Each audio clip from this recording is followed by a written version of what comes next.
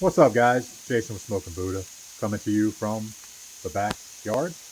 Yeah, that's where I'm at. Just dinner time, but just wanted to update. Tomorrow we're going to be at Southeastern for their Lion for Life event, which is all the seniors, I guess, the graduating seniors. They can sign up for the gig. They'll have a couple of food trucks out there. One of us, music, all kind of stuff. Man, it's a cool little event they do for their graduating seniors.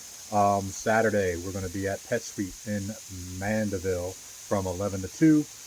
75 no fee adoption animals, dogs and cats.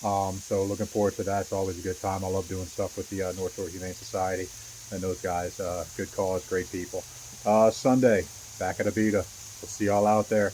Hope y'all come see us. Saints are playing, but I'd rather eat barbecue than watch them. So why don't y'all come out, check us out, check out the ton of other vendors they got out there, and can't wait to serve you guys. Later.